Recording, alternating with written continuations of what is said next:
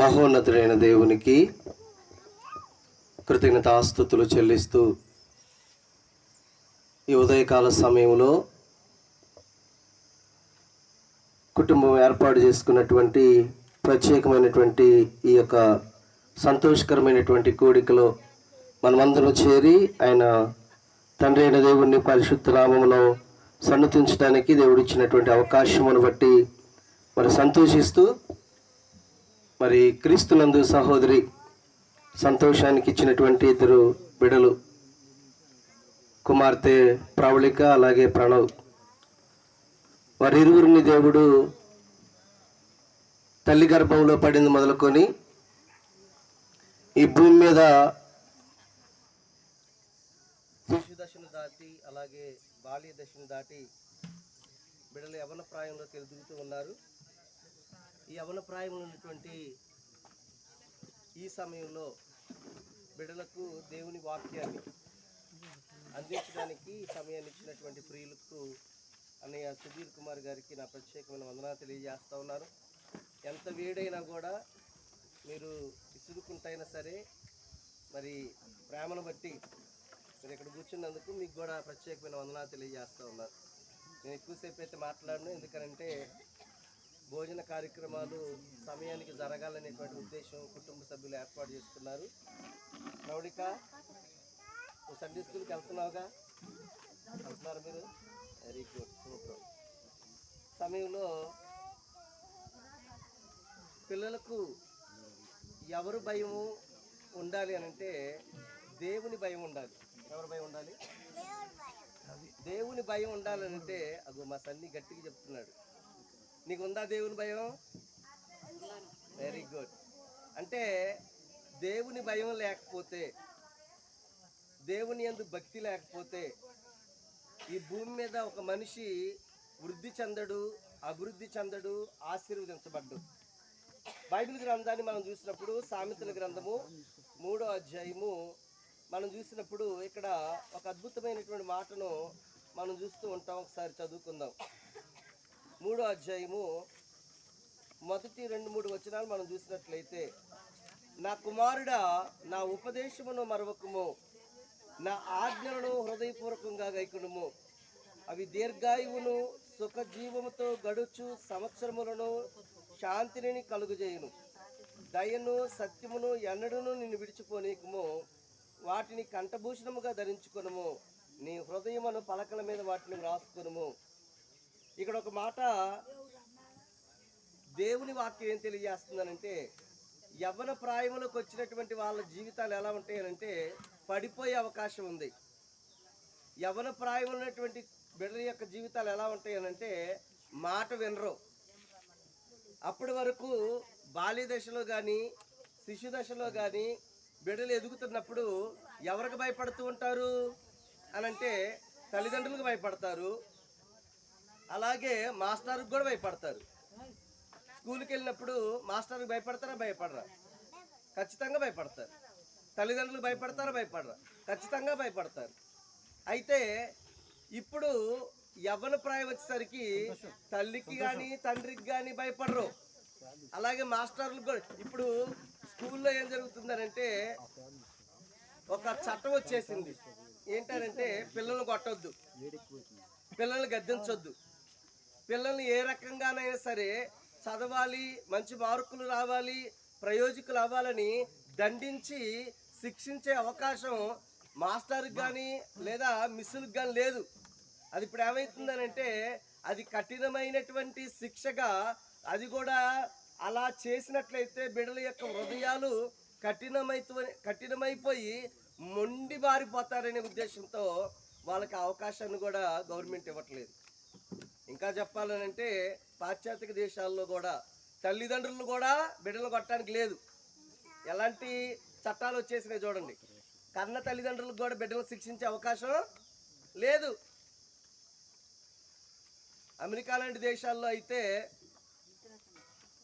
ఎవరినైనా ముద్దుగా, అంటే మాకు భీమవరంలో ఒక పెద్ద కుటుంబం ఉంది, పెద్దలు వాళ్ళు అమెరికాలో ఉన్నారు.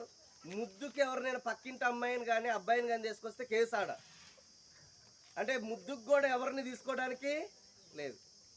కానీ దేవుడు ఏం చెప్తున్నాడు అని అంటే, యవ్వన ప్రాయములో తప్పిపోయే అవకాశం ఉంది, పడిపోయే అవకాశం ఉంది, ఎదురు తిరిగే అవకాశం ఉంది. కాబట్టి మొట్టమొదటిగా మన పిల్లలను ఎక్కడ పెంచాలనంటే దేవుని యందు భయభక్తులు కలిగి వాళ్ళు నివసించేటువంటి క్రమంలో వారిని పెంచాలి.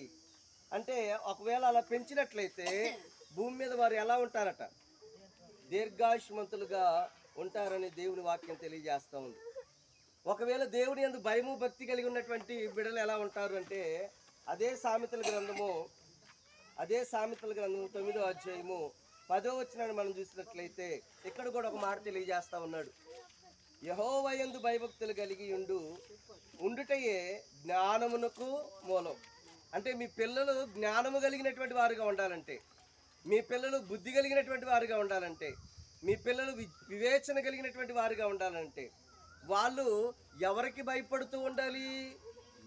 ఎవరి ఎడలు భక్తి కలిగి ఉండాలని అంటే, ఫస్ట్ ఆఫ్ ఆల్ కుటుంబంలో ఉన్నటువంటి తల్లిదండ్రుల ఎడ భయము భక్తి కలిగి ఉండాలి.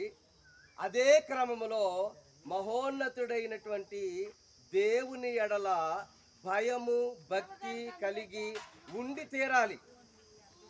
అలా ఉండనట్లయితే జ్ఞానాన్ని పొందుకునే అవకాశం ఎంత మాత్రం లేదు. ఈరోజు మనం పిల్లలు ఎదిగినప్పుడు వారిని మంచి కాన్వెంట్లో జాయిన్ చేయాలనుకుంటాం. ఎందుకు? ఏ స్కూలే పర్లేదండి, మన పక్కన స్కూల్లోకి జాయిన్ చేస్తారా, ఎక్కడైతే లేంట్లే అనుకుంటారా? కాదు, కొన్ని లక్షలు ఖర్చు పెట్టి బాగా ఎక్కడ చదువు చెప్తారు. ఇప్పుడు ఇంగ్లీష్ మీడియం స్కూల్స్ వచ్చేసినాయి. మా వాడు ఇంగ్లీష్లో 4 మాటలు మాట్లాడితే వినాలని ఉందండి, నాకు కూడా అదే కోరిక, కానీ మా వాడు మాట్లాడట్లా. ప్రతి తల్లికి ప్రతి తండ్రికి తమ కంటే తమ పిల్లలు బెస్ట్గా ఉండాలని కోరుకోరా? ఈరోజు ఈ కార్యక్రమం కూడా అదే. ఎందుకనంటే నాకు ఇచ్చిన సామర్థ్యాన్ని బట్టి, నాకు ఇచ్చినటువంటి త్రాణను బట్టి నా పిల్లలకి ఏం తక్కువ చేయకూడదు అనేటువంటి ఆలోచన సంతోషం కలిగి ఉంది. నిజం, ఇది వాస్తవం. కొన్ని విషయాల్లో మేము చెప్పినా కూడా తన మనసులో ఉన్నది మాత్రం ఎంత మాత్రం దాన్ని వెనక తీసుకునే అవకాశం చేయలేదు. దేవుడు కూడా అంతే. మనకేం తక్కువ చేస్తాడు దేవుడు? చేస్తాడా? మన పిల్లలు ఏమైనా మనమేం తక్కువ చేయం. పిల్లలకి అన్ని విషయాల్లో ది బెస్ట్ ఇవ్వాలనుకుంటాం, కానీ దేవుడు కూడా అంతకంటే గొప్పదిగా మనకి ఏమి ఇవ్వాలనుకుంటున్నాడు అని అంటే ఇక్కడ చెబుతూ ఉన్నాడు. చూద్దాం. 9వ అధ్యాయము 10వ వచనం నువ్వు చదువున్నాను. సామెతల గ్రంథము 9వ అధ్యాయం 10వ వచనం తీసావా? త్వరగా చదివితే ముగించేస్తా. సామెతల గ్రంథం 9వ అధ్యాయం 10వ వచనం. సామెతలు కీర్తన తీస్తున్నావు నువ్వు, కంగారు వచ్చేసింది నీకు. కీర్తనలు తర్వాత ఏముంది? కీర్తన తర్వాత ఏంటి? తీ 9వ అధ్యాయము 10వ వచనం గట్టిగా చదివే.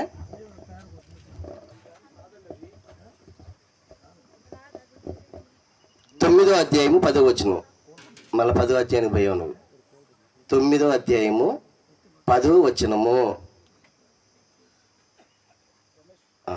ఇప్పుడు కరెక్ట్గా ఉన్నావు, చదువు. యెహోవా యందు భయభక్తులు కలిగి ఉండుటయే జ్ఞానమునకు మూలము. ఏంటట? జ్ఞానానికి మూలం ఎక్కడా అనంటే మీ పిల్లలు దేవుని యందు భయభక్తులు కలిగి ఉండటమే జ్ఞానానికి మూలం. అక్కడ ఇంకో మాట తెలియజేస్తా ఉన్నాడు, చదువునాను. పరిశుద్ధ దేవుని గురించిన తెలివియే వివేచనకు ఆధారము. మీ పిల్లలు వివేచవంతులుగా ఉండాలంటే ప్రతి విషయంలో మంచి చెడులను, ఇప్పటి వరకు ఏ బాధ ఉండదు, కానీ ఇప్పుడు చూడండి, యవన ప్రాయంలోకి వచ్చేసరికి మంచి ఏంటో చెడేంటో తెలుస్తుందో తెలియదా?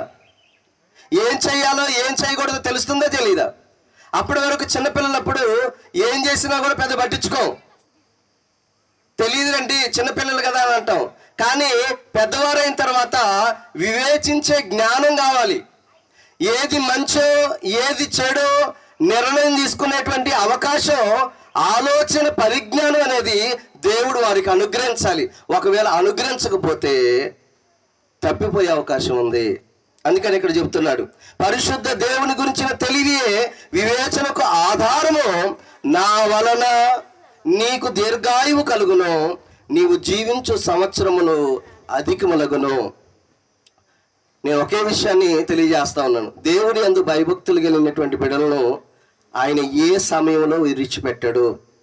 ఆయనే జ్ఞానాన్ని అనుగ్రహిస్తూ ఉన్నాడు, ఆయనే వివేచనను అనుగ్రహిస్తూ ఉన్నాడు, ఆయనే బుద్ధిని అనుగ్రహిస్తూ ఉన్నాడు, ఆయనే వివేకమును అనుగ్రహిస్తూ ఉన్నాడు. ఇంకా చెప్పాలనంటే భూమి మీద సర్వ సంపదలు ఆయన యందు మాత్రమే గుప్తమై ఉన్నాయి. మీ పిల్లలు ఒక గొప్ప స్థితిలోకి రావాలనంటే, మీ పిల్లలు ఒక గొప్ప పొజిషన్లో ఉండాలనంటే, మీ పిల్లలకు ఉండాల్సినటువంటి అమూల్యమైనటువంటి ఒక సద్గుణం ఏంటనంటే యెహోవా యందు భయభక్తులు కలిగి ఉండడం. ప్రాణం అలా ఉండాలని కోరుకుంటున్నాను, ప్రవళిక అలా ఉండాలని కోరుకుంటున్నాను. మీ పిల్లలకు మీరు ఖచ్చితంగా ఈ విషయాలు నేర్పాలని కోరుకుంటూ, నన్ను నేను హెచ్చరించుకుంటూ, ఓపికగా శ్రద్ధగా దేవుని మాటలు ఆలకించడం మీ అందరికీ వందనాలు తెలియజేస్తూ, ఇటు అవకాశాన్ని ఇచ్చినటువంటి ప్రియులకు దైవజనులు అన్నయ్య సుధీర్ కుమార్ గారికి, అలాగే గ్రేసమ్మ రాములు గారి కుటుంబానికి, అలాగే మరి క్రీస్తునందు సహోదరి సంతోష్ కుటుంబానికి నా హృదయపూర్వక వందనాలు తెలియజేస్తూ నా మాటలు ముగిస్తూ ఉన్నాను. దేవుడి మాటలు దీవించును గాక. మంచిది. దేవుని దాసులు దైవజనులు కిరణ్ కుమార్ గారు చక్కని మాటలు అందించారు.